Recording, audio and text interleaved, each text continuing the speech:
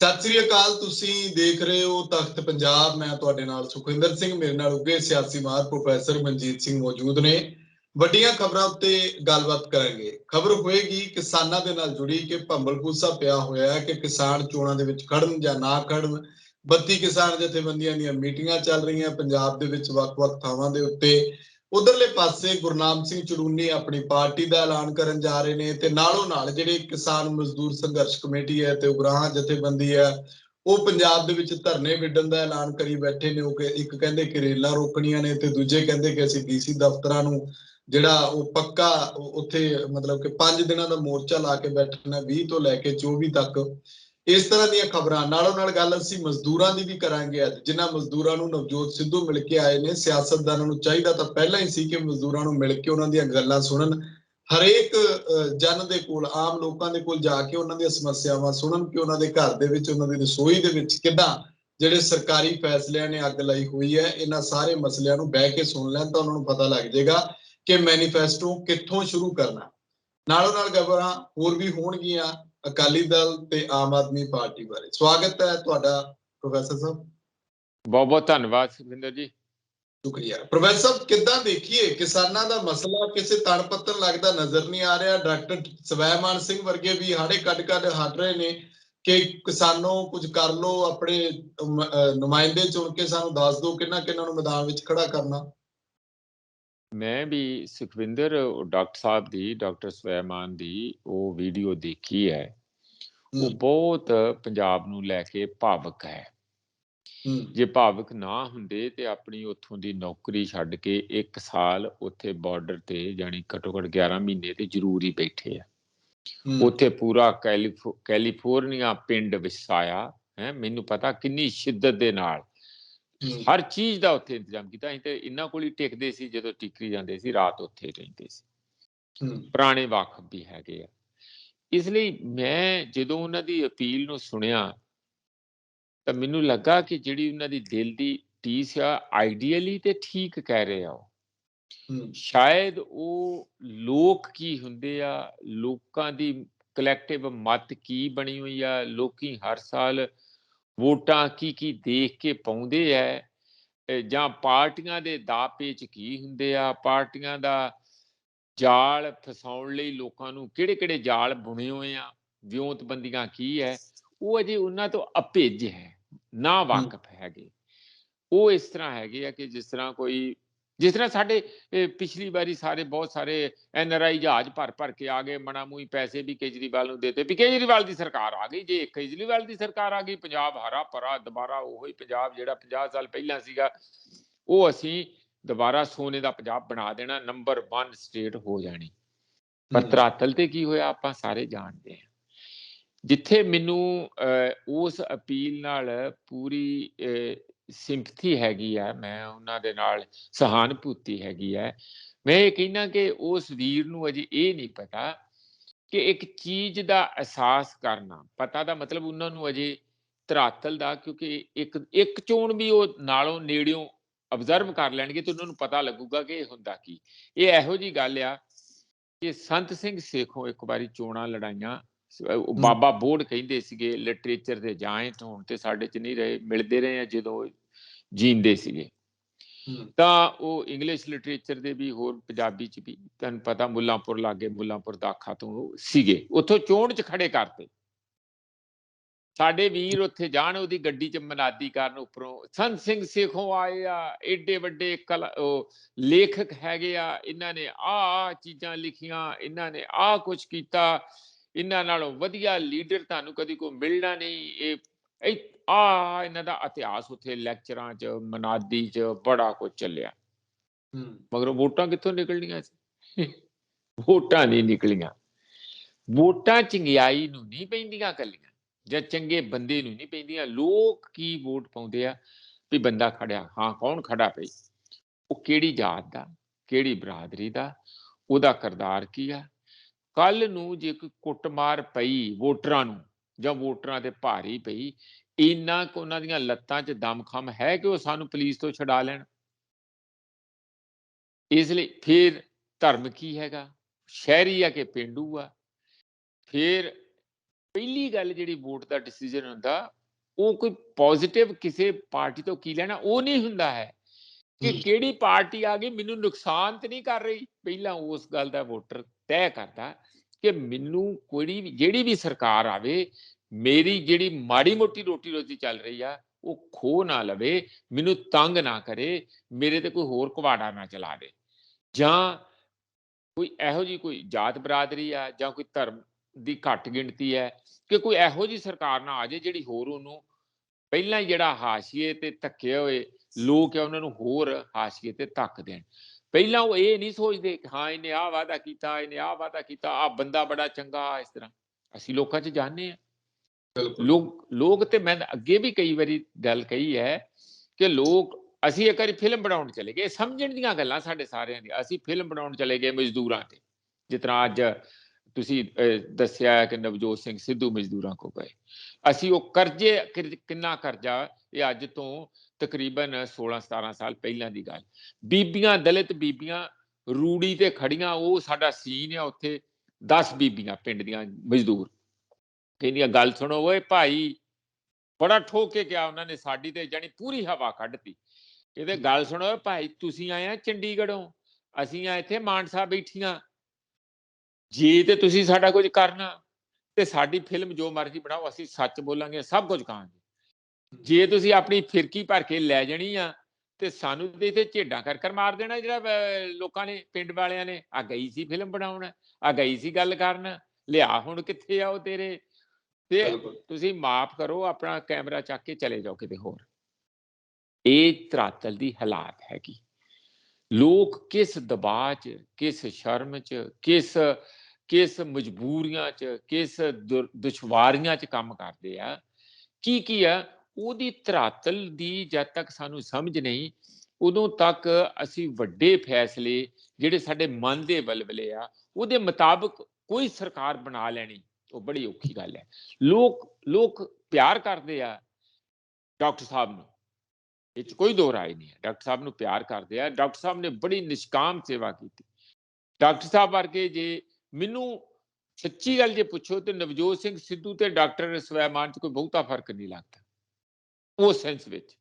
ਨਵਜੋਤ ਸਿੰਘ ਸਿੱਧੂ ਵੀ ਆ ਹੋਣਾ ਚਾਹੀਦਾ, ਕਿਉਂ ਨਹੀਂ ਹੁੰਦਾ, ਮਾਫੀਆ ਨੂੰ ਖਤਮ ਕਰ ਦਿਓ, ਇਹਨੂੰ ਤਾਕਤ ਦਿਓ, ਆਪਣੀ ਸਰਕਾਰ ਨੂੰ। ਤੁਹਾਡੇ ਸਾਹਮਣੇ ਰੋਜ਼ ਬਿਆਨ ਸੁਣਦੇ ਆ, ਕੋਈ ਇੰਨਾ ਹੀ ਫਰਕ ਹੈ ਕਿ ਉਹਦੀ ਅਦਾਕਾਰੀ ਥੋੜੀ ਅਲੱਗ ਹੈ, ਇਹ ਥੋੜਾ ਪੜ੍ਹਿਆ ਲਿਖਿਆ ਜਾਂ ਉਸ ਕਿਸਮ ਦੀ ਜਿਹੜੀ ਸ਼ਰਾਫਤ ਵਾਲੀ ਵੈਸਟਰਨ ਅਦਾਕਾਰੀ ਆ ਗਈ ਹੈ ਸਵੈਮਾਨ ਦੇ ਵਿੱਚ, ਤੇ ਇਹਨਾਂ ਦੀ ਜਿਹੜੀ ਪੰਜਾਬੀ ਜਾਂ ਉਸ ਕਿਸਮ ਦੀ, ਸਾਡੀ ਉਸ ਕਿਸਮ ਦੀ ਜਿਹੜੀ ਪੇਸ਼ਕਾਰੀ ਜਿਹਨੂੰ ਕਹਿੰਦੇ ਆ। ਬਾਕੀ ਟਾਰਗੇਟ ਉਹੀ ਹੈ ਕਿ ਹੁਣ ਨਹੀਂ ਜੇ, ਉਦੋਂ ਬਾਅਦ ਨਹੀਂ ਜੇ ਕੁਝ ਹੋਣਾ, ਡਟ ਜਾਓ, ਕਰ ਦੋ, ਚੱਕ ਲਓ, ਥਲ ਦੋ।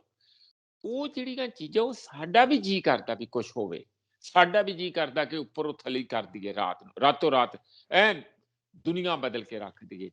ਪਰ ਦੁਨੀਆ ਜਿਸ ਕਿਸਮ ਦੀ ਆ, ਆਪਾਂ ਤੇ ਉਸ ਨੂੰ ਨਾਲ ਲੈ ਕੇ, ਵੋਟਾਂ ਦਾ ਮਾਮਲਾ ਨਾ, ਹੈਡ ਕਾਊਂਟ ਦਾ ਮਾਮਲਾ, ਆਪਾਂ ਕੁੱਟ ਕੇ ਵੋਟ ਪਵਾ ਨਹੀਂ ਲੈਣੀ, ਸਾਡੇ ਕੋਲ ਪੈਸੇ ਸੁੱਟ ਕੇ ਵੋਟ ਪਵਾ ਨਹੀਂ ਲੈਣੀ। ਜਿਸ ਤਰ੍ਹਾਂ ਦੁਸ਼ਟ ਪ੍ਰਚਾਰ ਚੱਲਣਾ ਤੁਹਾਡੇ ਵਿਰੁੱਧ, ਜਾਂ ਜਿਸ ਕਿਸਮ ਦੀਆਂ ਸਾਰੀਆਂ ਸਾਜ਼ਿਸ਼ਾਂ ਚੱਲਣੀਆਂ, ਪਰ ਇਹ ਮੈਂ ਡਰਾਉਣ ਲਈ ਨਹੀਂ ਕਹਿ ਰਿਹਾ, ਨਿਰਾਸ਼ ਕਰਨ ਲਈ ਨਹੀਂ ਕਿਸੇ ਨੂੰ ਕਹਿ ਰਿਹਾ, ਕੱਲਾ ਸਵੈਮਾਨ ਦੀ ਨਹੀਂ, ਉਹ ਵੈਲ ਇੰਟੈਂਸ਼ਨਡ ਡਾਕਟਰ ਸਾਹਿਬ ਹੈਗੇ ਆ। ਧਰਾਤਲ ਤੇ ਉਹ ਸਾਰੀ ਚੀਜ਼ ਨੂੰ ਉਤਾਰ ਕੇ ਕਿਵੇਂ ਉਹਨੂੰ ਆਪਣੇ ਉਸ ਨਿਸ਼ਚੇ ਨੂੰ ਪੂਰਾ ਕਰਨਾ, ਉਹਦੇ 'ਚ ਅਜੇ ਕਾਫੀ ਗੈਪ ਹੈਗਾ। ਮੈਨੂੰ ਐਵੇਂ ਲੱਗਦਾ ਕਿ ਸੁਖਵਿੰਦਰ, ਜਿਸ ਤਰੀਕੇ ਨਾਲ ਲੋਕ ਜਿਹੜੇ ਚੱਲਦੇ ਆ ਧਰਾਤਲ ਤੇ, ਹਰ ਕੱਲਾ ਸਮੁਦਾਇ, ਕਿੰਨੀਆਂ ਜਾਤਾਂ, ਕਿੰਨੇ ਮਜ਼ਹਬ, ਕੋਈ ਫਿਰੋਜ਼ਪੁਰ ਦਾ, ਕੋਈ ਬਠਿੰਡੇ ਦਾ, ਕੋਈ ਮਾਝੇ ਦਾ, ਕੋਈ ਦੁਆਬੇ ਦਾ, ਕੋਈ ਕੰਢੀ ਦਾ, ਕੋਈ ਕਿਤਿਓਂ ਦਾ, ਇਹ ਸਾਰੀਆਂ ਚੀਜ਼ਾਂ ਐਵੇਂ ਨਹੀਂ ਹੈ। ਬਹੁਤ ਕੁਝ ਦੇਖਦੇ ਲੋਕ, ਤੇ ਨਿੱਜੀ ਮਫਾਦਾਂ ਤੋਂ ਲੈ ਕੇ ਬਚਾਓ ਦੀਆਂ ਗੱਲਾਂ, ਹੋਰ ਸਾਰੀਆਂ ਦੇ ਦਬਾਓ ਦੀਆਂ ਗੱਲਾਂ, ਬਚਾਓ ਦੀਆਂ ਗੱਲਾਂ, ਮਫਾਦਾਂ ਦੀਆਂ ਗੱਲਾਂ, ਜਾਤਾਂ ਦੀਆਂ ਗੱਲਾਂ, ਕੋਈ ਕੁਛ ਚੱਲਦਾ। ਔਰ ਇਹ ਕਬਜ਼ਾ ਲੋਕਾਂ ਦੇ ਮਾਈਂਡ ਤੇ, ਜਿਹਨੂੰ ਕਹਿੰਦੇ ਕੋਲੋਨਾਈਜ਼ ਕੀਤਾ ਹੁੰਦਾ, ਪਿੰਡ ਤੱਕ ਹੈਗਾ। ਬਿਲਕੁਲ, ਪਿੰਡ ਤੱਕ ਧੜੇਬੰਦੀ ਹੈ, ਇੱਕ ਧੜੇ ਨੇ ਇੱਕ ਪਾਸੇ ਜਾਣਾ, ਦੂਜੇ ਧੜੇ ਨੇ ਦੂਜੇ ਪਾਸੇ ਜਾਣਾ, ਸਾਫ ਹੀ ਜਾਣਾ, ਉਹਨਾਂ ਨੇ ਡਾਂਗ ਲੈ ਕੇ ਪ੍ਰਤਿਆ ਕੇ, ਜਿਸ ਤਰ੍ਹਾਂ ਮਰਜ਼ੀ ਪਿੰਡੋ ਪਿੰਡੀ ਇਹ ਸਿਸਟਮ ਬਣਿਆ ਹੋਇਆ। ਇਹ ਸਾਰੀ ਜਕੜ ਨੂੰ ਤੋੜ ਕੇ ਲੋਕਾਂ ਨੂੰ ਆਜ਼ਾਦ ਕਰਨਾ ਉਸ ਦਬਾਅ ਤੋਂ, ਔਰ ਫਿਰ ਤੁਸੀਂ ਇੱਕ ਸਹੀ ਮਾਨਿਆਂ 'ਚ ਤਰਕਸ਼ੀਲ ਤਰੀਕੇ ਦੇ ਨਾਲ, ਬੜੀ ਸਹੀ ਬੰਦੇ ਨੂੰ ਵੋਟਾਂ ਪਾਉਣੀਆਂ, ਉਹ ਅੱਗੇ ਨਾਲੋਂ ਤੇ ਇਸ ਮੂਵਮੈਂਟ ਨੇ ਬਹੁਤ ਹਾਲਾਤ ਸੁਖਾਵੀਂ ਕੀਤੀ ਆ। ਅੱਗੇ ਨਾਲੋਂ ਮੈਂ ਡਾਕਟਰ ਸਾਹਿਬ ਨਾਲ ਇੱਥੋਂ ਤੱਕ ਸਹਿਮਤ ਹਾਂ ਕਿ ਬਹੁਤ ਸੁਖਾਵੀਂ ਹੋਈ ਹੈ, ਪਰ ਇੰਨੀ ਸੁਖਾਵੀਂ ਵੀ ਨਹੀਂ ਹੋਈ ਕਿ ਇੱਥੇ ਇਨਕਲਾਬ ਹੋ ਜਾਏ। ਕਿ ਉਹ ਜਿਨ੍ਹਾਂ ਦੇ ਕੋਲ ਸੱਤਾ, ਜਿਨ੍ਹਾਂ ਨੇ ਮੌਜਾਂ ਕਰਨੀਆਂ ਜਾਂ ਕੀਤੀਆਂ, ਜਿਨ੍ਹਾਂ ਨੇ ਮੌਜਾਂ ਕੀਤੀਆਂ ਉਹ ਬਚਣਾ ਚਾਹੁੰਦੇ ਆ ਕਿ ਜੇ ਆ ਗਏ ਤੇ ਸਾਡੇ ਤੇ ਰਗੜੇ ਕੱਢ ਦੇਣਗੇ, ਉਹ ਸਾਰੇ ਇਕੱਠੇ ਹੋ ਜਾਣਗੇ ਤੁਹਾਡੇ ਵਿਰੁੱਧ। ਕੀ ਸਮਝਦੇ ਆ? ਬਿਲਕੁਲ ਇਸ ਵੇਲੇ ਕਦੀ ਕਦੀ ਮੈਂ ਸਿੱਧੂ ਦੇ ਕੇਸ 'ਚ ਵੀ ਇਹੋ ਹੀ ਦੇਖਦਾ ਸੁਖਵਿੰਦਰ, ਵਨ ਵਰਸਸ ਆਲ ਹੋ ਜਾਂਦਾ, ਕਿਉਂਕਿ ਉਹ ਕਿਸੇ ਨੂੰ ਵੀ ਨਹੀਂ ਛੱਡਦਾ। ਜਦੋਂ ਆਪਣੀ ਸਰਕਾਰ ਨੂੰ ਨਹੀਂ ਛੱਡਦਾ ਤੇ ਫਿਰ ਵਿਰੋਧੀਆਂ ਨੂੰ ਕੀ ਛੱਡਣਾ। ਬਿਲਕੁਲ ਉਸ ਹਾਲਾਤ ਦੇ ਵਿੱਚ ਜਿਹੜੀ ਕੋਈ ਨਵਾਂ ਗਰੁੱਪ ਜਾਂ ਨਵੀਂ ਪਾਰਟੀ ਆਊਗੀ ਤੇ ਜਿਨ੍ਹਾਂ ਦੇ ਸੁੱਖ ਸੁਵਿਧਾ ਖੁਸਣੇ ਆ ਜਾਂ ਜਿਨ੍ਹਾਂ ਨੂੰ ਚੁਣੌਤੀ ਮਿਲਣੀ ਆ, ਉਹ ਸਾਰੇ ਆਪਸ ਵਿੱਚ ਇਕੱਠੇ ਹੋ ਕੇ ਤੇ ਪਹਿਲਾਂ ਤੇ ਕਹਿਣਗੇ ਪਹਿਲਾਂ ਇਹਨੂੰ ਕਰੋ, ਬਾਕੀ ਆਪਸੀ ਪਾਵਰ ਅਸੀਂ ਆਪ ਦੇਖ ਲਾਂਗੇ, ਕੋਈ ਵੀ ਆਜੂ ਅਸੀਂ ਇੱਕ ਦੂਜੇ ਦੀ ਮਦਦ ਕਰ ਲਾਂਗੇ ਬਾਅਦ ਚ। ਇਸ ਤਰੀਕੇ ਨਾਲ ਪਿੱਛੇ ਵੀ ਚੱਲਿਆ, ਅੱਗੇ ਵੀ ਚੱਲੂਗਾ। ਇਸ ਨੂੰ ਮੇਰਾ ਤੇ ਇੰਨੀ ਬੇਨਤੀ ਹੈਗੀ ਹੈ ਕਿ ਕਿਸਾਨ ਵੀਰਾਂ ਦਾ ਜਿਹੜਾ ਤੁਸੀਂ ਮੁੱਦਾ ਛੇੜਿਆ ਉਹ ਸੋਚ ਸਮਝ ਲੈਣ। ਸਾਡੇ ਨਾਲ ਬਹੁਤ ਸਿਆਣੇ, ਅਸੀਂ ਉਹਨਾਂ ਨੂੰ ਕੋਈ ਮਤ ਨਹੀਂ ਦੇ ਸਕਦੇ, ਕੋਈ ਸਲਾਹ ਨਹੀਂ ਦੇ ਸਕਦੇ, ਕੁਛ ਨਹੀਂ। ਸਿਆਣੇ ਆ ਕਈ ਤੇ ਬਹੁਤ ਹੀ 40-40 ਸਾਲ 50-50 ਸਾਲ ਦਾ ਤਜਰਬਾ, ਕਿਤੇ ਘੱਟ ਮੰਝੇ ਹੋਏ ਆ, ਸਾਰੇ ਸਿਆਣੇ ਹੈਗੇ। ਇੱਕ ਹੀ ਖਿਆਲ ਰੱਖਣ ਕਿ ਜਿਹੜੀ ਅੱਜ ਇੱਜ਼ਤ ਦੇ ਝੰਡੇ ਝੁੱਲੇ ਝੁੱਲ ਰਹੇ, ਉਹਨਾਂ ਦੇ ਬਹੁਤ ਉੱਚੇ ਝੰਡੇ ਝੁੱਲ ਰਹੇ ਆ, ਸਾਰੀ ਦੁਨੀਆ 'ਚ ਝੁੱਲ ਰਹੇ ਆ, ਉਹ ਥੱਲੇ ਨਾ ਕਿਤੇ ਆ ਜਾਣ। ਮਾੜਾ ਮੋਟਾ ਕਿਤੇ 1-2 ਇੰਚ ਆ ਵੀ ਜਾਣ, ਉਹ ਤੇ ਊਚ ਨੀਚ ਚੱਲਦੀ ਰਹਿੰਦੀ ਹੈ, ਪਰ ਇਹ ਨਾ ਹੋਵੇ ਕਿ ਝੰਡਾ ਮੁੜ ਕੇ ਦਿਖੇ ਨਾ, ਜਾਂ ਲੋਕ ਕਹਿਣ ਲੈ ਯਾਰ ਗੱਲ ਤੇ ਇੰਨੀ ਸੀਗੀ, ਕੁਛ ਵੀ ਨਹੀਂ ਨਿਕਲੀ ਗੱਲ ਤੇ। ਇੰਜ ਨਾ ਹੋਵੇ। ਮੈਂ ਕਈ ਗੱਲਾਂ ਕਹਿ ਕੇ ਸਾਰੀ ਗੱਲ ਕਹਿ ਦਿੱਤੀ ਹੈ। ਇਸ ਲਈ ਜੇ ਤੁਸੀਂ ਹਮਲਾ ਕਰਨਾ ਤੇ ਹਮਲਾ ਇਹੋ ਜਿਹਾ ਆਵੇ ਕਿ ਫਿਰ ਤਾਬੜ ਤੋੜ ਹੋਵੇ, ਤੇ ਜੇ ਕੱਚੀ ਤਿਆਰੀ ਕਰਕੇ ਕੱਚ ਪੜਾਕ ਜਿਹਾ ਕਰੋਗੇ, ਹੁਣ ਚੜੂਨੀ ਸਾਹਿਬ ਦਾ ਤੁਸੀਂ ਨਾਂ ਲੈ ਹੀ ਦਿੱਤਾ, ਇੱਕ ਤੇ ਜਿੱਤਣ ਲਈ ਕਰ ਰਹੇ 117 ਸੀਟਾਂ ਤੇ ਜੇ ਬੰਦੇ ਖੜੇ ਕਰਨਗੇ, ਵੋਟਾਂ ਤੋੜਨ ਲਈ ਕਰ ਰਹੇ ਆ। ਅਫਸੋਸ ਦੀ ਗੱਲ ਨਹੀਂ ਹੋਊਗੀ, ਕਿੱਡੀ ਮਾੜੀ ਗੱਲ ਹੋਊਗੀ ਕਿ ਤੁਸੀਂ ਕਿਸੇ ਤਰੀਕੇ ਦੇ ਨਾਲ ਗੱਲ ਕਰੋ ਨਾ। ਤੁਸੀਂ ਵੋਟਾਂ ਹੀ ਤੋੜੂ ਬਣਨਾ ਹੈ। ਇੱਥੇ ਕਿਹੜੀ ਪਾਰਟੀ ਇੱਥੇ ਰਾਤੋਂ ਰਾਤ ਬਣ ਜੂਗੀ? ਕਿਹਦੀ ਸੇਵਾ ਕਰੂਗੀ ਉਹ ਜਿਹੜੀ ਵੋਟ ਟੁੱਟੂਗੀ? ਕਿਸੇ ਦੇ ਤੇ ਹੱਕ 'ਚ ਜਾਊਗਾ ਨਾ, ਕਿਸੇ ਨੂੰ ਹਰਾਉਣਗੇ, ਕਿਸੇ ਨੂੰ ਜਿਤਾਉਣਗੇ। ਬਿਲਕੁਲ ਇਹ ਜਿਹੜੇ ਸਾਰੇ ਮਾਮਲੇ ਆ ਇਹ ਠੀਕ ਨਹੀਂ ਹੈ। ਸਾਡੀ ਜਿਹੜੀ ਇੱਜ਼ਤ ਆਬਰੂ, ਜਿਹੜੀ ਸਾਡੀ ਇੱਕ ਲੋਕਾਂ ਨੇ ਸਾਨੂੰ ਬਹੁਤ ਜ਼ਿਆਦਾ ਰੁਤਬਾ ਦਿੱਤਾ ਆ ਕਿਸਾਨ ਵੀਰਾਂ ਨੂੰ, ਅਸੀਂ ਉਹਨਾਂ ਦੇ ਨਾਲ ਹੀ ਹਾਂ, ਅਸੀਂ ਉਹਨਾਂ ਦੇ ਫਾਲੋਅਰ ਵੀ ਹੈਗੇ ਹਾਂ, ਤੇ ਇਹ ਸਾਰਾ ਕੁਝ ਦਿੱਤਾ, ਉਸ ਨੂੰ ਸੰਭਾਲਣਾ ਸਾਡੀ ਲੀਡਰਸ਼ਿਪ ਦੀ ਜ਼ਿੰਮੇਵਾਰੀ ਹੈ। ਮੈਨੂੰ ਲੱਗਦਾ ਕਲੈਕਟਿਵਲੀ ਜਦੋਂ ਚੱਲਦੇ ਆ ਤਾਂ ਕਾਫੀ ਸਿਆਣੇ ਫੈਸਲੇ ਲੈਂਦੇ ਆ, ਪਰ ਸਾਡੀ ਨਿੱਜੀ ਤੌਰ ਤੇ ਸਲਾਹ ਇਹ ਹੈ ਕਿ ਜੋ ਘਰ, ਜੋ ਬਿਲਡਿੰਗ, ਜੋ ਉਹਨਾਂ ਨੇ ਕੁਤਬ ਮੀਨਾਰ ਜਿੱਡਾ ਉੱਚਾ ਉਹਨਾਂ ਨੇ ਸਾਰਾ ਕੁਝ ਖੜਾ ਕਰ ਦਿੱਤਾ, ਰੁਤਬਾ ਆਪਣਾ, ਉਸ ਨੂੰ ਹੋਰ ਉੱਚਾ ਕਰਨ ਦੀ ਲੋੜ ਹੈ, ਉਹਨੂੰ ਹੋਰ ਵਿਸ਼ਾਲ ਵੀ ਕਰਨ ਦੀ ਲੋੜ ਹੈ। ਮੈਂ ਬਾਰ-ਬਾਰ ਇਹ ਕਹਿਣਾ, ਇਹ ਬਸ਼ਰਤੇ ਕਿ ਆਪਾਂ ਐਵੇਂ ਛੋਟੀਆਂ ਗੱਲਾਂ 'ਚ ਕਿਤੇ ਕਈ ਵਾਰੀ ਆ ਜਾਂਦਾ ਮਨ 'ਚ, ਕਈ ਵਾਰੀ ਲਾਲਚ ਵੀ ਆ ਜਾਂਦਾ, ਕਈ ਵਾਰੀ ਭੁਲੇਖਾ ਵੀ ਪੈ ਜਾਂਦਾ। ਜਿਵੇਂ ਹੁਣ ਸਵੈਮਾਨ ਜੀ ਨੂੰ ਕੋਈ ਲਾਲਚ ਨਹੀਂ ਹੈ, ਉਹਨਾਂ ਨੂੰ ਇਹ ਭੁਲੇਖਾ ਕਿ ਅਸੀਂ ਕਰ ਸਕਦੇ ਹਾਂ ਕਿਉਂਕਿ ਲੋਕ ਸਾਰੇ ਉਮੜੇ ਹੋਏ ਆ, ਪਰ ਉਹ ਸਾਰੀਆਂ ਗੱਲਾਂ ਜਿਹੜੀਆਂ ਦੂਜੀ ਸਾਈਡ ਦੀਆਂ ਕਿ ਪਿੱਛੇ ਸ਼ਾਸਨ ਕੀ ਚੱਲ ਰਹੀਆਂ, ਉਹਦਾ ਅੰਦਾਜ਼ਾ ਕਈ ਵਾਰੀ ਨਹੀਂ ਲਾ ਪਾਉਂਦੇ। ਉਹ ਸਾਰਾ ਸਾਨੂੰ ਅੰਦਾਜ਼ਾ ਲਾ ਕੇ ਉਸ ਕਿਸਮ ਦੀ ਸਟ੍ਰੈਟਜੀ ਬਣਾਉਣੀ ਚਾਹੀਦੀ ਹੈ। ਜੋ ਵੀ ਬਣਾਉਣਗੇ ਅਸੀਂ ਤੇ ਕਿਸਾਨਾਂ ਦੇ ਨਾਲ, ਕੋਈ ਇਸ ਤਰ੍ਹਾਂ ਦੀ ਗੱਲ ਨਹੀਂ, ਹੋਣਾ ਵੀ ਚਾਹੀਦਾ।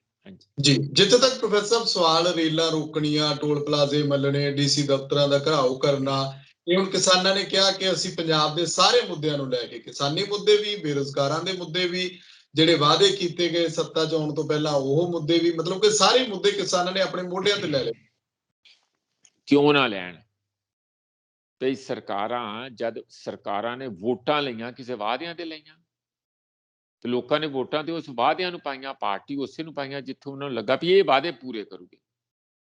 ਹੁਣ ਇੱਕ ਬੰਦੇ ਨੂੰ ਬਲੀ ਦਾ ਬੱਕਰਾ ਬਣਾ ਕੇ ਤੁਸੀਂ ਸਾਰੇ ਸੁਰਖਰੂਤ ਨਹੀਂ ਹੋ ਜਾਂਦੇ ਕਿ ਹਾਂ ਅਸੀਂ ਹੁਣ ਦੁੱਧ ਧੋਤੇ ਹੋ ਗਏ। ਇਹ ਤੇ ਸਾਰੀਆਂ ਵਿਰੋਧੀ ਪਾਰਟੀਆਂ ਵੀ ਕਹਿੰਦੀਆਂ, ਅਸੀਂ ਵੀ ਕਹਿੰਦੇ ਕਿ ਜੇ ਉਹ ਨਹੀਂ ਸੀ ਕੰਮ ਕਰਦਾ ਤੇ ਪਹਿਲੇ ਸਾਲ ਹੀ ਪਰਾਂ ਕਰਦੇ, ਬਾਕੀ 4 ਸਾਲ ਤੇ ਤੁਹਾਡੇ ਕੋਲ ਬਚਦੇ। 1 ਸਾਲ ਦਾ ਟਾਈਮ ਦਿੰਦੇ ਕੈਪਟਨ ਨੂੰ, ਤੇ ਬਾਕੀ 4 ਸਾਲ ਦੇ ਤੁਸੀਂ ਉਦੋਂ ਕੁਛ ਨਹੀਂ ਕੀਤਾ। 2.5 ਸਾਲ ਤੁਹਾਡੇ ਸਾਹਮਣੇ ਆ, ਕਿੰਨੇ ਲੀਡਰ ਰੋਜ਼ ਬਿਆਨ ਦਿੰਦੇ ਰਹੇ ਆ, ਪ੍ਰਤਾਪ ਬਾਜਵਾ, ਸ਼ਮਸ਼ੇਰ ਸਿੰਘ ਦੁੱਲੋ, ਉਹਦੇ 'ਚ ਪ੍ਰਗਟ ਸਿੰਘ ਸਭ ਤੋਂ ਪਹਿਲਾਂ ਝੰਡਾ ਚੁੱਕਣ ਵਾਲੇ ਸੀਗੇ। ਲਿਖਤੀ ਤੌਰ ਤੇ, ਉਂਝ ਹੀ ਨਹੀਂ, ਲਿਖਤੀ ਤੌਰ ਤੇ 2-2 ਪੇਜ ਦੀਆਂ ਚਿੱਠੀਆਂ ਕੱਢਦੇ ਰਹੇ ਆ, ਚੰਗਾ ਕ੍ਰਿਟਿਸਿਜ਼ਮ ਕਰਦੇ ਰਹੇ ਆ। ਫਿਰ ਉਹਦੇ ਵਿੱਚ ਹੀ ਨਾਲ ਇਹ ਵੀ ਸ਼ਾਮਲ ਹੋ ਗਏ, ਨਵਜੋਤ ਸਿੰਘ ਸਿੱਧੂ ਵੀ ਰਹੇ ਆ। ਇਹ ਸਾਰੇ ਜਿਹੜੇ ਸੀ, ਜੇ ਕਾਂਗਰਸੀ ਇਕੱਠੇ ਹੋ ਕੇ ਵੇਲੇ ਸਿਰ ਚੀਕ ਸਾਂਭਦੇ ਤਾਂ ਸ਼ਾਇਦ ਕੁਝ ਹੁਣ ਨਾਲੋਂ ਸਿਚੁਏਸ਼ਨ ਜ਼ਿਆਦਾ ਬਿਹਤਰ ਹੁੰਦੀ। ਉਹ ਨਹੀਂ ਹੋਇਆ। ਹੁਣ ਵੇਲੇ ਦਾ ਕੰਮ, ਕਵੇਲੇ ਦੀਆਂ ਟੱਕਰਾਂ। ਹੁਣ ਤੇ ਤਰ੍ਹਾਂ ਨਲਾਇਕ ਜਿਹਾ ਸਟੂਡੈਂਟ ਹੁੰਦਾ, ਫਿਰ ਉਹ ਕਦੀ ਇੱਧਰ ਰੱਖਦਾ ਕਿਤਾਬ, ਕਦੀ ਉੱਧਰ ਰੱਖਦਾ, ਕਦੀ ਇੱਕ ਪੇਜ ਪੜ੍ਹਦਾ, ਫਿਰ ਅਖੀਰ ਤੇ ਜਾਂਦਾ, ਕਦੀ ਲੰਮੇ ਪੈਂਦਾ, ਕਦੀ ਉੱਠਦਾ, ਉਸਲ ਵੱਟੀਆਂ ਲੈਂਦਾ, ਕਈ ਕੁਝ ਕਰਦਾ, ਕਿਉਂਕਿ ਉਹਨੂੰ ਹੱਥਾਂ ਪੈਰਾਂ ਦੀ ਪੈ ਜਾਂਦੀ। ਉਸੇ ਤਰੀਕੇ ਨਾਲ ਹੁਣ ਰਿਕਸ਼ੇ ਵਾਂਗੂ ਹੈਲੀਕਾਪਟਰ ਨੂੰ ਵਰਤੀ ਜਾਂਦੇ ਆ ਚੰਨੀ ਸਾਹਿਬ। ਉੱਥੇ ਤਾਂ 5 ਕਿਲੋਮੀਟਰ ਲਈ ਵੀ ਹੈਲੀਕਾਪਟਰ ਚਾਹੀਦਾ ਹੈ, ਤੇ 7 ਕਿਲੋਮੀਟਰ ਦਾ ਵੀ ਆ ਗਿਆ, 10 ਕਿਲੋਮੀਟਰ ਦਾ ਵੀ ਆ ਗਿਆ। ਜਾਣੀ ਪਤਾ ਨਹੀਂ ਹੈਲੀਕਾਪਟਰ ਨਾ ਹੋ ਗਿਆ ਭੰਬੀਰੀ ਹੋ ਗਈ, ਜਿੱਥੇ ਮਰਜ਼ੀ ਉਡਾ ਕੇ ਲੈ ਜਾਓ। ਤੇ ਉਸ ਲਈ ਇਹ ਹੁਣ ਕਾਲ ਚ ਮਤਲਬ ਇਹ ਵੀ ਛੇਤੀ ਕਰਨਾ। ਹੁਣ ਛੇਤੀ ਕਿਸ ਤਰ੍ਹਾਂ? ਇਹਦੇ ਵਿਚਾਲੇ ਇੱਕ ਹੋਰ ਜਿਹੜੀ ਚਰਚਾ ਚੱਲ ਰਹੀ ਸੀ ਕਿ ਕਿਸਾਨਾਂ ਨੂੰ ਕਿਹਾ ਕਿ 3-3 ਫੁੱਟ ਮਿੱਟੀ ਆਪਣੀ ਜ਼ਮੀਨ ਚੋਂ ਕੱਢ ਲਓ। ਉਹਦੇ ਬੋਰਡ ਸਾਰੇ ਪਾਸੇ ਲੱਗੇ, ਅਖਬਾਰ 'ਚ ਵੀ ਲੱਗ ਗਿਆ ਕਿ ਉਹਦੀ ਅਸਲੀਅਤ ਕੀ ਹੈ। ਕੀ ਇਹਦੇ ਵਿੱਚ ਕੋਈ ਫਰਕ ਰਹਿ ਗਿਆ? ਸਰਕਾਰ ਕਹਿੰਦੀ ਕੁਝ ਆ ਤੇ ਹੁੰਦਾ ਕੁਝ ਆ। ਦੇਖੋ, ਦੋਵੇਂ ਗੱਲਾਂ ਮੈਂ ਫਿਰ ਦੁਬਾਰਾ ਇਕੱਠੀਆਂ, ਕਿਸਾਨਾਂ ਵਾਲੀ ਵੀ ਤੇ ਇਹ ਵੀ ਦੇ ਦੇਣਾ, ਜਿਹੜੇ ਕਿਸਾਨ ਮੁਜ਼ਾਹਰੇ ਕਰ ਰਹੇ ਆ। ਜਿਹੜੀ ਗੱਲ ਇਹ ਹੈ ਕਿ ਮਿੱਟੀ ਕੱਢਣੀ, ਮਿੱਟੀ ਜਿਹੜੀ ਹੈ ਨਾ ਖੋਦਣੀ, ਇਹ ਸੁਖਵਿੰਦਰ ਬੜਾ ਸੈਂਸਿਟਿਵ ਕੰਮ ਹੁੰਦਾ। ਤੁਹਾਨੂੰ ਪਤਾ ਪਹਿਲਾਂ 2008 ਤੋਂ ਪਹਿਲਾਂ ਰੇਤਾ ਵਿਕਦੀ ਨਹੀਂ ਸੀ, ਜਿਹੜਾ ਮਰਜ਼ੀ ਜਿੰਨੀ ਮਰਜ਼ੀ ਕੱਢ ਕੇ ਲੈ ਜਾਂਦਾ ਸੀਗਾ।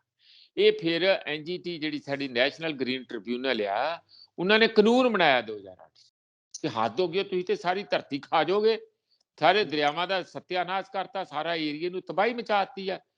ਨੈਸ਼ਨਲ ਗ੍ਰੀਨ ਟ੍ਰਿਬਿਊਨਲ ਨੇ ਐਕਟ ਬਣਾ ਕੇ ਰੋਕ ਲਾਈ ਕਿ ਤੁਸੀਂ ਜਿੰਨੀ ਮਰਜ਼ੀ ਮਿੱਟੀ ਨਹੀਂ ਪੁੱਟ ਸਕਦੇ, ਸੌਰੀ ਰੇਤ ਨਹੀਂ ਖਣਨ ਕਰ ਸਕਦੇ, ਉਹਦੀ ਮਾਈਨਿੰਗ ਨਹੀਂ ਕਰ ਸਕਦੇ।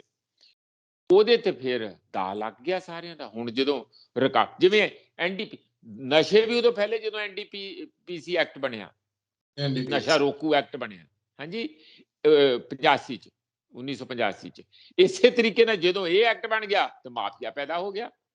ਮਾਫੀਏ ਨਾਲ ਉਹ ਜਾਣੀ ਤੇਰੇ ਦੀ ਇੱਕ ਲੋਕਾਂ ਦੇ ਵਾਰੇ ਨਵਾਰੇ ਹੋ ਗਏ ਸਾਰੇ। ਪਤਾ ਨਹੀਂ ਕਿੰਨਾ ਕੁ ਪੈਸਾ ਉਹ ਚੋਂ ਕਰ ਲਿਆ, ਲਾਇਆ ਤੇ ਬਚਾਉਣ ਲਈ। ਹੋਇਆ ਉਲਟਿਆ, ਉਹਦੇ ਕੇ ਵਾਤਾਵਰਨ ਹੋਰ ਵੀ ਅੱਗੇ ਨਾਲੋਂ ਜ਼ਿਆਦਾ ਜਿਹੜੀ ਮਾਈਨਿੰਗ ਹੋ ਗਈ, ਤੇ ਉਹਦਾ ਕਿਉਂਕਿ ਪੈਸੇ ਜ਼ਿਆਦਾ ਆਉਣ ਲੱਗ ਪਏ ਤੇ ਤਬਾਹੀ ਕਰ ਦਿੱਤੀ। ਇਸੇ ਕਰਕੇ ਜਦੋਂ ਇਹ ਗੱਲ ਹੋਈ ਆ ਕਿ 2 ਅਲੱਗ-ਅਲੱਗ ਰਿਜ਼ੋਲਵ ਹੋਏ ਆ, ਜਿਹੜਾ ਤੇ ਸੀਐਮ ਸਾਹਿਬ ਨੇ ਖਨਨ ਕਰਨ ਦਾ, ਜਾਨੀ ਮਾਈਨਿੰਗ ਕਰਨ ਦਾ, ਆਪਣੀ ਮਿੱਟੀ ਖੇਤਾਂ ਚੋਂ ਚੁੱਕਣ ਦਾ ਕਹੋ ਤੁਸੀਂ, ਪੱਠੇ ਲਈ ਲੋਕ ਦਿੰਦੇ ਹੀ ਆ। ਜੇ ਕਿਸਾਨ ਨੇ ਚੁੱਕਣੀਆਂ ਤੇ ਉਹਨਾਂ ਨੂੰ ਕੋਈ ਮਨਜ਼ੂਰੀ ਲੈਣ ਦੀ ਲੋੜ ਨਹੀਂ, ਚੁੱਕ ਲੈਣ, ਪਰ ਸਿਰਫ 3 ਫੁੱਟ। ਪਰ ਜੇ ਠੇਕੇਦਾਰ ਨੇ ਜਾਂ ਪੱਠੇ ਦੇ ਮਾਲਕ ਨੇ ਕੁਝ ਕਰਨਾ, ਉਹ ਲਾਉਂਦੇ ਆ ਜੇਸੀਬੀ, ਉਹ ਤੇ ਫਿਰ ਥੱਲੇ ਖੂਹ ਪਾ ਦਿੰਦੇ ਆ ਵੀ ਉਹਨਾਂ ਨੂੰ ਅਲਾਉਡ ਨਹੀਂ। ਉਹ ਪਹਿਲਾਂ ਆਪਣੀ ਇਜਾਜ਼ਤ ਲੈਣਗੇ ਫਾਰਮਲੀ, ਉਹਨਾਂ ਨੂੰ ਉਹ ਜਿਹੜੀ ਛੂਟ ਜੋ ਕਿਸਾਨਾਂ ਨੂੰ ਉਹ ਨਹੀਂ ਹੈ। ਆਹ ਗੱਲ ਹੈ, ਇਹ ਸਾਫ਼ ਹੈਗੀ। ਪਰ ਇਸ ਗੱਲ ਤੇ ਰੌਲਾ ਪੈ ਰਿਹਾ ਕਿ 2 ਅਲੱਗ-ਅਲੱਗ ਕਿਵੇਂ ਹੋ ਸਕਦੇ ਆ, ਪਹਿਲਾਂ ਉਹ ਕਰ ਲਿਆ ਫਿਰ ਵਾਪਸ ਕਰ ਲਿਆ, ਪਹਿਲਾਂ ਕਿਹਾ ਸੀ ਤੁਸੀਂ ਜਿੰਨੀ ਮਰਜ਼ੀ ਮਿੱਟੀ ਸੁੱਕ ਸਕਦੇ। ਉਹ ਕਿਸਾਨਾਂ ਨੂੰ ਰੁਕਾਵਟ ਨਹੀਂ ਹੈ। ਮੈਂ ਇੱਥੇ ਦੱਸ ਦਿਆਂ ਕਿ 1 ਸੈਂਟੀਮੀਟਰ ਇੰਨੀ ਕੁ ਮਿੱਟੀ ਬਣ ਲਈ ਹਜ਼ਾਰਾਂ ਸਾਲ ਲੱਗਦੇ ਆ। ਇਹ ਕਿਤੇ ਰੱਬ ਦੀ ਨਿਆਮਤਾਂ ਆ। ਇਹ ਥੋੜੀ ਕਿ ਉਹਦੇ ਜਾਨੀ ਚੰਗੀ ਭਲੀ ਮਿੱਟੀ ਦੇ ਜਿਹਦੇ ਚੋਂ ਸਾਰਾ ਜੀਵਨ ਪੈਦਾ ਹੁੰਦਾ, ਜਿਹ ਚੋਂ ਅਨਾਜ ਹੀ ਨਹੀਂ, ਪੂਰਾ ਲਾਈਫ ਆ ਇਸ ਦੇ ਵਿੱਚ, ਪੂਰਾ ਜੀਵਨ ਆ। ਉਸ ਨੂੰ ਤੁਸੀਂ ਅੱਗ 'ਚ ਸੁੱਟ ਕੇ ਖਿੰਗਰ ਬਣਾਈ ਜਾਓ ਤੇ ਬਿਲਡਿੰਗਾਂ ਬਣਾਈ ਜਾਓ, ਕੀ ਕੰਮ ਹੈ? ਜਿੰਨੀ ਕੁ ਲੋੜ ਆ ਮਾੜਾ ਮੋਟਾ ਕਰ ਲਓ, 1 ਅੱਧੇ ਕਮਰੇ। ਲੋਕ ਤੇ ਹਟਦੇ ਹੀ ਨਹੀਂ ਹੈ, ਇਸੇ ਨੂੰ ਵਿਕਾਸ ਕਰਦੇ ਆ। ਤੇ ਫਿਰ ਆਪਾਂ ਰਹਿਣਾ ਕਿਤੇ? ਜੇ ਸਾਰੀ ਜਗ੍ਹਾ ਕੰਕਰੀਟ ਹੋ ਜਾਊਗਾ ਤੇ ਫਿਰ ਰੋਟੀ ਨਹੀਂ ਹੁੰਦੀ, ਫਿਰ ਪੱਥਰ ਹੀ ਖਾਇਓ, ਇੱਟਾਂ ਖਾਇਓ ਬੈਠ ਕੇ। ਇਹ ਕੰਮ ਥੋੜਾ ਜਿਹਾ ਸੋਚ ਸਮਝ ਕੇ ਕਿਹਾ, ਕਿਉਂਕਿ ਤਬਾਹੀ ਬਹੁਤ ਹੁੰਦੀ ਹੈ। ਸਮਾਜ ਦੀ ਤਬਾਹੀ ਵੀ ਉਸੇ ਨਾਲ ਹੀ ਹੋਊਗੀ। ਕੀ ਜਿਹੜਾ ਤੁਸੀਂ ਪਹਿਲਾ ਸਵਾਲ ਕੀਤਾ ਨਾ ਸੁਖਵਿੰਦਰ, ਉਹ ਇੰਪੋਰਟੈਂਟ ਆ। ਮੁੱਖ ਕੰਮ ਕਿਸਾਨਾਂ ਦਾ ਆਪਣੀਆਂ ਮੰਗਾਂ ਕਿਉਂ ਨਾ ਧਰਨੇ ਲਾਉਣ, ਡੀਸੀਆਂ ਦੇ ਸਾਹਮਣੇ ਲਾਉਣਗੇ। ਜੋ ਇਹ ਫੋਕੇ ਵਾਅਦੇ ਕਰਦੇ ਰਹੇ ਆ, ਤੇ ਕੁਦਰਤੀ ਹੈ ਕਿਸਾਨ ਜਿਹੜੀਆਂ ਜਥੇਬੰਦੀਆਂ ਲੜਾਈ 'ਚ ਵਿਸ਼ਵਾਸ ਰੱਖਦੀਆਂ, ਇੱਕ ਪਾਵਰਫੁਲ ਗਰੁੱਪ ਹੈਗੇ ਆ, ਭਾਵੇਂ ਉਹਨਾਂ 'ਚ ਪੋਲਿਟਿਕਸ ਵੀ ਹੋਊਗੀ। ਮੈਂ ਨਹੀਂ ਕਹਿੰਦਾ ਕਿ ਪੋਲਿਟਿਕਸ ਨਹੀਂ ਹੈ। ਜੇ ਤੁਸੀਂ ਹੁਣ ਘੇਰਾਬੰਦੀ ਕਰਦੇ ਆ ਕਾਂਗਰਸ ਦੀ ਤਕੜੇ ਤੌਰ ਤੇ ਕਿਸੇ ਨੂੰ ਤੇ ਉਹਦਾ ਫਾਇਦਾ ਵੀ ਹੋਊਗਾ, ਬਿਲਕੁਲ ਕੁਦਰਤੀ ਹੈ। ਪਰ ਉਹਨਾਂ ਦਾ ਇਹ ਜ਼ਰੂਰੀ ਨਹੀਂ ਇੰਟਰਸਟ ਹੋਵੇ, ਇਹ ਤੇ ਆਟੋਮੈਟਿਕਲੀ ਹੋ ਜਾਂਦਾ। ਉਹਨਾਂ ਦਾ ਹਿੱਤ ਜਿਹੜਾ ਉਹ ਇਸ ਗੱਲ 'ਚ ਮੈਂ ਡਾਊਟ ਨਹੀਂ ਕਰ ਰਿਹਾ, ਉਹ ਕਿਸਾਨਾਂ ਲਈ ਡੀਸੀਆਂ ਦੇ ਦਫ਼ਤਰ 'ਤੇ ਬਹਿਣਗੇ। ਇਸ ਤਰੀਕੇ ਨਾਲ ਕਿਸਾਨ ਮਜ਼ਦੂਰ ਸੰਘਰਸ਼ ਕਮੇਟੀ ਅੰਮ੍ਰਿਤਸਰ ਵਾਲੇ ਉਹ ਬੜੇ ਜੁਝਾਰੂ ਬੰਦੇ ਆ, ਉੱਥੇ ਵੀ ਉਹਨਾਂ ਨੇ ਅਲੱਗ ਆਪਣਾ ਤਾਮਝਾਮ ਲਾ ਛੱਡਿਆ, ਅਲੱਗ ਸਟੇਜ ਸੀਗੀ ਉਹਨਾਂ ਦੀ। ਇੱਥੇ ਵੀ ਫਿਰ ਇੱਥੇ ਰੇਲ ਵੀ ਉਹਨਾਂ ਨੇ ਜ਼ਿਆਦਾ ਦੇਰ ਰੋਕੀ, ਬਾਕੀ ਸਾਰੇ ਉੱਠ ਕੇ ਚਲੇ ਗਏ। ਉਹ ਕਿੰਨਾ ਚਿਰ ਇੱਥੇ ਰੇਲਾਂ ਰੋਕੀ ਬੈਠੇ ਰਹੇ, ਹੁਣ ਵੀ ਸ਼ਾਇਦ ਉਹ ਰੇਲ ਰੋਕਣ ਦੀ ਗੱਲ ਕਰਦੇ ਆ। ਮੇਰਾ ਖਿਆਲ ਰੇਲ ਨੂੰ ਬਾਰ-ਬਾਰ ਨਾ ਰੋਕੀ, ਕੁਝ ਹੋਰ ਰੋਕ ਲਓ, ਬਥੇਰਾ ਕੁਝ ਰੋਕਣ ਵਾਲਾ ਹੈਗਾ। ਸਰਕਾਰ ਹੀ ਰੋਕ ਦਿਓ, ਸਾਰੇ ਕੰਮੇ ਨਿਬੜ ਜਾਣਗੇ। ਰੇਲ ਕੱਲ ਨੂੰ ਰੋਕਣੀ ਆ? ਸਰਕਾਰ ਰੋਕੋ ਵੀ ਤੂੰ ਅੱਗੇ ਨਹੀਂ ਕੁਝ ਕੀਤਾ, ਹੁਣ ਅਸੀਂ ਤੁਹਾਨੂੰ ਚੱਲਣ ਨਹੀਂ ਦੇਣਾ, ਹੁਣ ਛੁੱਟੀ ਕਰਨੀ ਆ ਤੁਹਾਡੀ। ਇਸ ਕਿਸਮ ਦੀ ਕੋਈ ਨਵੀਂ ਸਕੀਮ ਬਣਾਈਏ, ਕਿਉਂਕਿ ਰੇਲ ਜਦੋਂ ਰੋਕੀ ਸੀ ਉਦੋਂ ਸੈਂਟਰ ਨਾਲ ਸੰਬੰਧਿਤ ਹੈ, ਸੈਂਟਰ ਦਾ ਮਹਿਕਮਾ ਆ। ਤੇ ਬਾਰ-ਬਾਰ ਜੇ ਆਪਾਂ ਉਹੀ ਚੀਜ਼ ਨੂੰ ਵਰਤਾਂਗੇ ਤੇ ਉਹ ਪੰਜਾਬ ਸਰਕਾਰ ਨੂੰ ਬਹੁਤਾ ਸੇਕ ਨਹੀਂ ਲੱਗੂਗਾ। ਇਹਨਾਂ ਦੀਆਂ ਗੱਡੀਆਂ ਰੋਕੋ, ਮਿਨਿਸਟਰਾਂ ਦੀਆਂ ਜੇ ਰੋਕ ਸਕਦੀਆਂ ਤੇ, ਤਾਂ ਕਿ ਇਹਨਾਂ ਨੂੰ ਥੋੜੀ ਜਿਹੀ ਤਕਲੀਫ ਹੋਊ, ਫਿਰ ਗਾਂ ਤੋਂ ਝੂਠੇ ਵਾਅਦੇ ਨਹੀਂ ਕਰਨਗੇ। ਸੰਘਰਸ਼ ਦਾ ਰਾਹ ਬਣਾਉਣਾ ਇਹ ਤੇ ਇੱਕ ਨੈਚੁਰਲ ਉਹਨਾਂ ਦੀ ਚੁਆਇਸ ਹੈਗੀ ਆ, ਕਿਸੇ ਵੀ ਕਿਸਾਨ ਯੂਨੀਅਨ ਦੀ ਜਾਂ ਕਿਸੇ ਵੀ ਟ੍ਰੇਡ ਯੂਨੀਅਨ ਦੀ। ਹਾਂਜੀ, ਬਿਲਕੁਲ ਜਿੱਥੇ ਤੱਕ ਸਵਾਲ ਪ੍ਰੋਫੈਸਰ ਸਾਹਿਬ ਮਜ਼ਦੂਰਾਂ ਦਾ ਆ, ਰੂਰਲ ਤੇ ਨਾਲੋਂ ਨਾਲ ਹੁਣ ਗੱਲ ਜਿਵੇਂ ਉਹ ਪੇਂਡੂ ਤੇ ਸ਼ਹਿਰੀ ਖੇਤਰਾਂ ਦੇ ਮਜ਼ਦੂਰਾਂ ਦੀ ਗੱਲ ਨਵਜੋਤ ਸਿੱਧੂ ਨੇ ਚੁੱਕੀ ਆ, ਰੂਰਲ ਤੇ ਅਰਬਨ ਦੀ ਗੱਲ ਕਰਦੇ ਨੇ। ਪਰ ਗੱਲ ਤਾਂ ਇਹ ਆ ਕਿ ਹੁਣ ਤੱਕ ਮਜ਼ਦੂਰਾਂ ਬਾਰੇ ਕਿਸੇ ਨੇ ਆਵਾਜ਼ ਚੁੱਕੀ ਨਹੀਂ। ਤੁਹਾਡੀ ਸਰਕਾਰ 4.5 ਸਾਲ ਰਹੀ, ਕੀ ਕੀਤਾ? ਹੁਣ ਤੁਸੀਂ ਲੋਕਾਂ ਨੂੰ ਜਾ ਕੇ ਪੁੱਛਦੇ ਹੋ ਕਿ ਤੁਹਾਡੇ ਕਾਰਡ ਬਣੇ ਕਿ ਨਹੀਂ ਬਣੇ? ਜੇ ਨਹੀਂ ਬਣੇ ਤੇ ਬਣਾ ਦਿਓ ਉੱਥੇ ਜਾ ਕੇ, ਬਜਾਏ ਇਸ ਦੇ ਕੇਸ ਉੱਤੇ ਫਿਰ ਸਿਆਸੀ ਰੋਟੀਆਂ ਸੇਕੀਆਂ ਜਾਣ। ਕੋਈ ਹੱਲ ਕੱਢ ਦਿਓ ਉਹਨਾਂ ਦਾ, ਮਜ਼ਦੂਰਾਂ ਦਾ। ਹੁਣ ਕਹਿੰਦੇ ਮਨਰੇਗਾ ਵਾਲੇ ਪਾਸੇ ਲਾ ਦੇਣਾ, ਉਹਨਾਂ ਨੂੰ ਐਡਜਸਟ ਕਰਨਾ ਜਿਹੜੇ ਸ਼ਹਿਰੀ ਖੇਤਰ ਦੇ ਮਜ਼ਦੂਰ ਨੇ।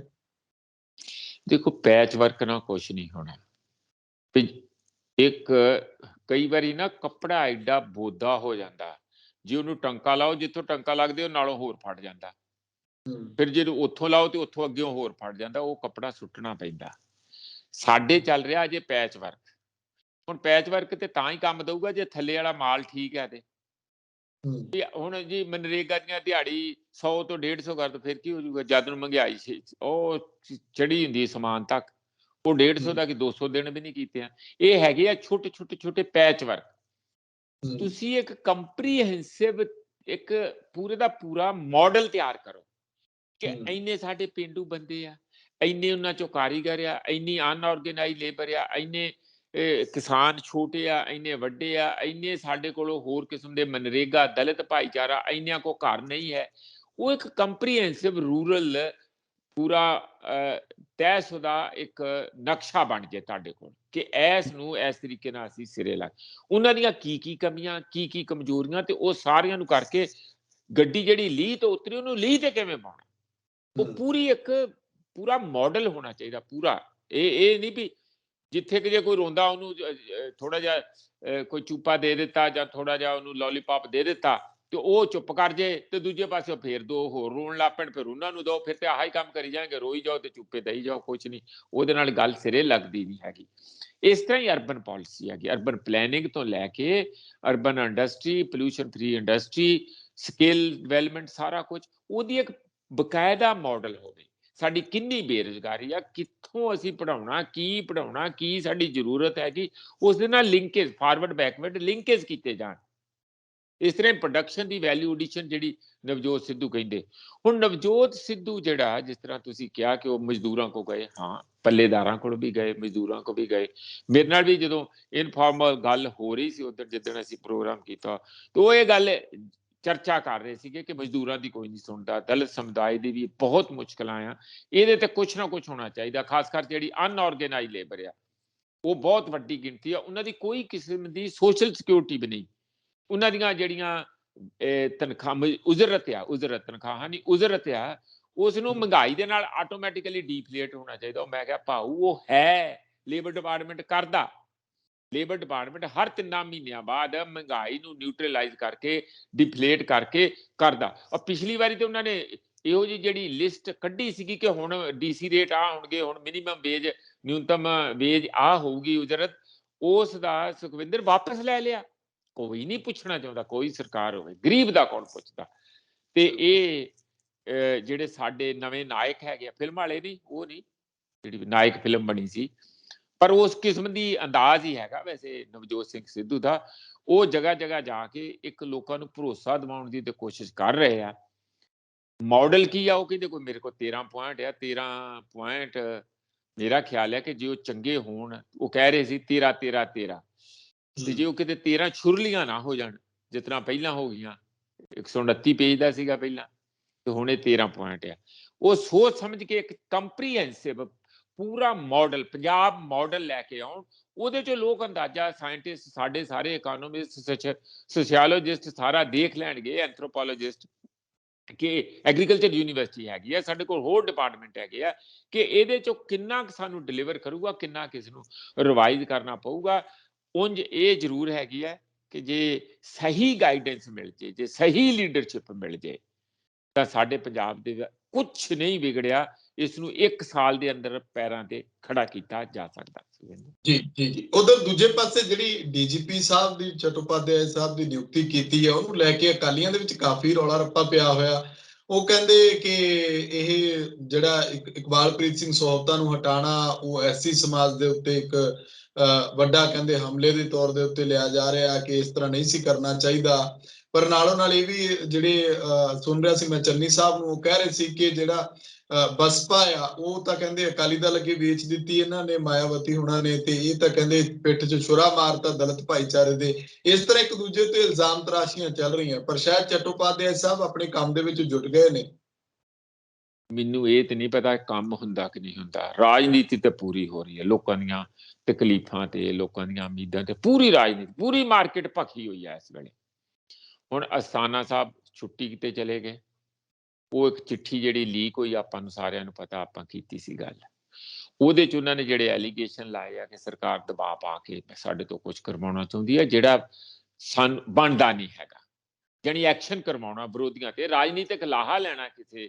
ਪੁਲਿਸ ਫੋਰਸ ਦਾ ਉਸ ਕਿਸਮ ਦੀ ਉਹ ਚਿੱਠੀ ਹੈ ਇਹਨਾਂ ਨੇ ਇਹ ਕਹਿਣ ਦੀ ਜਗ੍ਹਾ ਇਹ ਚਿੱਠੀ ਠੀਕ ਹੈ ਕਿ ਨਹੀਂ ਗਲਤ ਹੈ ਜਾਂ ਕਿੱਦਾਂ ਆ ਇਹ ਤੇ ਕਹਿਦਾ ਵੀ ਚਿੱਠੀ ਹੈਗੀ ਆ ਇਹ ਤੇ ਗੱਲ ਮੰਨੇ ਲਈ ਵੀ ਉਹ ਚਿੱਠੀ ਸਹੀ ਹੈ ਤੇ ਨਾਲ ਹੀ ਇਹ ਕਹਿਤਾ ਕਿ ਅਸੀਂ ਉਹਦੇ ਤੇ ਐਕਸ਼ਨ ਲਵਾਂਗੇ ਜਿਹਨੇ ਲੀਕ ਕੀਤੀ ਹੈ ਤੇ ਐਕਸ਼ਨ ਕਿਤੇ ਲਿਆ ਸੋਤਾ ਤੇ ਜੇ ਕਿਤੇ ਉਹ ਲੀਕ ਹੋਈ ਕਿੰਨੇ ਕੀਤੀ ਉਹ ਤੇ ਰੱਬ ਜਾਣੇ ਪਰ ਹੁਣ ਜਿਹੜਾ ਟੌਪ ਦਾ ਬੰਦਾ ਸੀਗਾ ਜਦੋਂ ਉੱਥੇ ਵੀ ਸੈਣੀ ਨੂੰ ਰਿਜ਼ਾਈਨ ਕਰਨਾ ਪਿਆ ਸੀਗਾ ਜਦੋਂ ਇਹ ਗੋਲੀ ਚੱਲੀ ਆ ਉੱਥੇ ਬਰਗਾੜੀ ਇਹ ਤੋਂ ਰਿਜ਼ਾਈਨ ਲਿਆ ਸੀ ਡੀਜੀਪੀ ਤੋਂ ਇਹਨਾਂ ਨੇ ਵੀ ਜਿਹੜਾ ਡੀਜੀਪੀ ਦਾ ਚਾਰਜ ਲਿਆ ਸੀਗਾ ਇਹ ਚਿੱਠੀ ਕਰਕੇ ਉਹਦੇ ਕੋਲੋਂ ਰਿਜ਼ਾਈਨ ਲਿਆ ਹੁਣ ਅਕਾਲੀ ਦਲ ਤੇ ਹਰ ਬੰਦਾ ਰਾਜਨੀਤਿਕ ਪਾਰਟੀਆਂ ਰੋਟੀਆਂ ਹੀ ਸੇਕਣ ਵਾਲੀ ਗੱਲ ਆ ਜਾਤੀਗਤ ਉਸ ਨੂੰ ਰੰਗ ਦੇਣ ਦੀ ਗੱਲ ਆ ਕਿ ਦੇਖੋ ਜੀ ਇਹ ਦਲਿਤ ਵਿਰੋਧੀ ਹੈਗੇ ਆ ਦਲਿਤ ਸੋਤਾ ਜੀ ਹੈਗੇ ਆ ਮੈਨੂੰ ਲੱਗਦਾ ਕਿ ਕੀ ਉਹ ਦਲਿਤ ਕਰਕੇ ਲਾਇਆ ਸੀ ਉਦੋਂ ਜਾਂ ਹੁਣ ਦਲਿਤ ਕਰਕੇ ਹਟਾਏ ਇਹ ਗੱਲ ਨੂੰ ਹਰ ਗੱਲ ਨੂੰ ਉਂਝ ਕਹਿਣਾ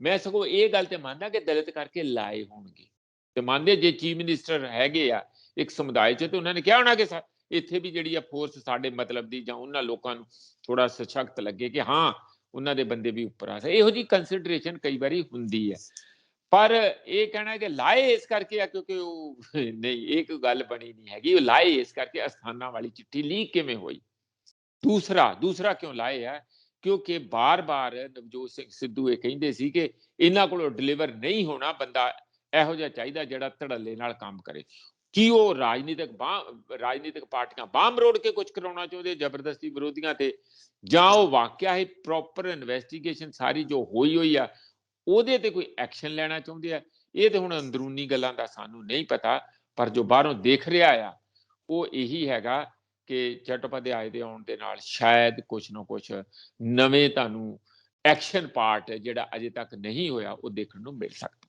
ਜੀ ਜੀ ਆਖਰੀ ਸਵਾਲ ਮੇਰਾ ਪ੍ਰੋਫੈਸਰ ਸਾਹਿਬ ਜਾਂਦੇ ਸਮਾਂ ਆਪਣੇ ਕੋਲ ਸੀਮਤ ਹੈ ਕਿ ਕੇਜਰੀਵਾਲ ਸਾਹਿਬ ਨੂੰ ਚੰਨੀ ਸਾਹਿਬ ਕਹਿੰਦੇ ਕਿ ਈਸਟ ਇੰਡੀਆ ਕੰਪਨੀ ਵਾਂਗੂ ਇਹ ਕੰਮ ਕਰਨਗੇ ਪੰਜਾਬ ਦੇ ਉੱਤੇ ਪੰਜਾਬ ਨੂੰ ਹਥਿਆਉਣਾ ਚਾਹੁੰਦੇ ਨੇ ਪਰ ਕੇਜਰੀਵਾਲ ਸਾਹਿਬ ਨੇ ਅੱਜ ਇੱਕ ਹੋਰ ਵੀਡੀਓ ਨਸ਼ਰ ਕੀਤੀ ਸੀ ਉਹ ਚ ਕਹਿੰਦੇ ਕਿ ਅਸੀਂ ਸੁਨਹਿਰਾ ਪੰਜਾਬ ਬਣਾਉਣਾ ਨਵਾਂ ਨਰੋਆ ਪੰਜਾਬ ਬਣਾਉਣਾ ਅਸੀਂ ਪੰਜਾਬ ਨੂੰ ਬਦਲ ਦੇਣਾ ਪੰਜਾਬੀ ਬਹੁਤ ਹੌਸਲੇ ਵਾਲੇ ਨੇ ਇਸ ਤਰ੍ਹਾਂ ਦੀਆਂ ਗੱਲਾਂ ਇਹਨੂੰ ਕਿੱਦਾਂ ਦੇਖਿਆ ਜਾਏ ਨਹੀਂ ਉਹ ਕਿਉਂ ਬਣਾਉਣਾ ਚਾਹੁੰਦੇ ਆ ਵੀ ਜੀ ਸਰੋਕਾਰ ਆ ਉਹਨਾਂ ਨੇ ਈਸਟ ਇੰਡੀਆ ਕੰਪਨੀ ਜਾਂ ਅੰਗਰੇਜ਼ ਵੀ ਉਹ ਕਹਿੰਦੇ ਸੀ ਅਜੱਡ ਲੋਕ ਆ ਇਹੀ ਕਹਿੰਦੇ ਸਾਨੂੰ ਆ ਕੇ ਇੱਥੇ ਸਤੀ ਦੀ ਪ੍ਰਥਾ ਆ ਇੱਥੇ ਜਾਤੀਵਾਦ ਹੈਗਾ ਆ ਇਹਨਾਂ ਲੋਕਾਂ ਨੂੰ ਕੋਈ ਨਹੀਂ ਪਤਾ ਜਾਹਲ ਲੋਕ ਆ ਸਿਵਲਾਈਜ਼ਡ ਨਹੀਂ ਹੈ ਇਹੀ ਕੁਝ ਕਹਿ ਕੇ ਤੇ ਤੁਹਾਡੀ ਚੰਗੀ ਤਰੀਕੇ ਨਾਲ ਖੁੰਬ ਠੱਪੀ ਉਹਨਾਂ ਨੇ ਅੱਜ ਤੱਕ ਜਿਹੜੀ ਅੰਗਰੇਜ਼ੀ ਦੇ ਕੇ ਸਾਡੀ ਪਰਸ਼ੀਅਨ ਸੀਗੀ ਅਫੀਸ਼ੀਅਲ ਭਾਸ਼ਾ ਅੱਜ ਤੱਕ ਜਿਹੜੀ ਅੰਗਰੇਜ਼ੀ ਦੇ ਕੇ ਸਾਰੇ ਅੰਗਰੇਜ਼ ਬਣੇ ਫਿਰਦੇ ਆ ਅਸੀਂ ਭਾਵੇਂ ਆਉਂਦੀ ਹੋਵੇ ਨਾ ਮੂੰਹ ਉਹਨੂੰ ਹੀ ਮਾਰਦੇ ਆ ਇਹ ਹੁੰਦਾ ਆ ਜਿਹੜਾ ਅਸਰ ਜਿਹੜੇ ਹੁੰਦੇ ਕਿਸੇ ਵੀ ਰਾਜ ਦੇ, ਕਿਸੇ ਵੀ ਲੋਕਾਂ ਦੇ,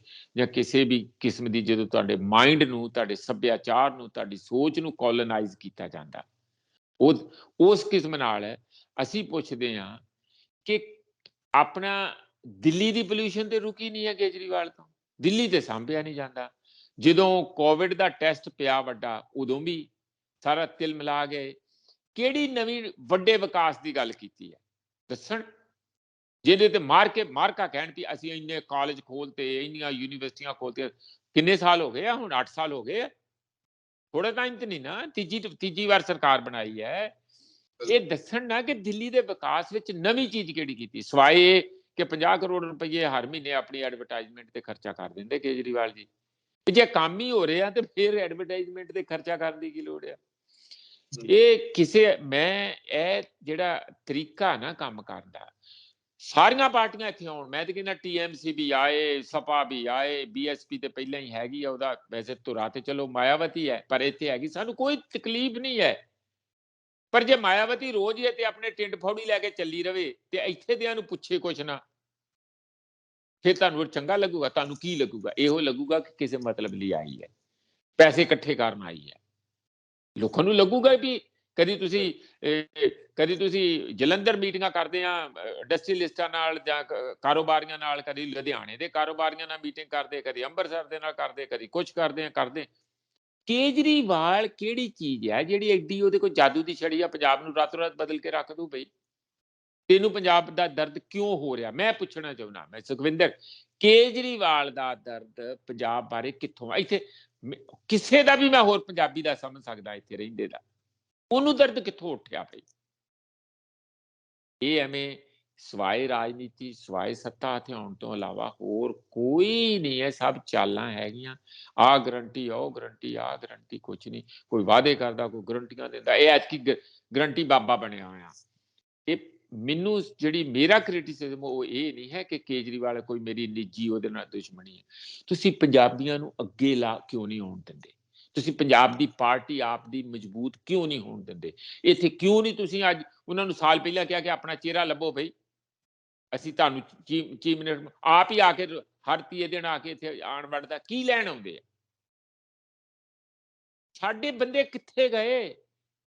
ਪੰਜਾਬੀ ਕਿੱਥੇ ਆ? ਪੰਜਾਬੀ ਪਾਰਟੀ ਕਿੱਥੇ? ਪੰਜਾਬੀ ਆਮ ਆਦਮੀ ਪਾਰਟੀ ਕਿੱਥੇ? ਸਾਰੇ ਖੁੰਝੇ ਲਾਤੇ, ਕੁਝ ਜਾ ਰਹੇ ਆ, ਕੁਝ ਚਲੇ ਜਾਣਗੇ।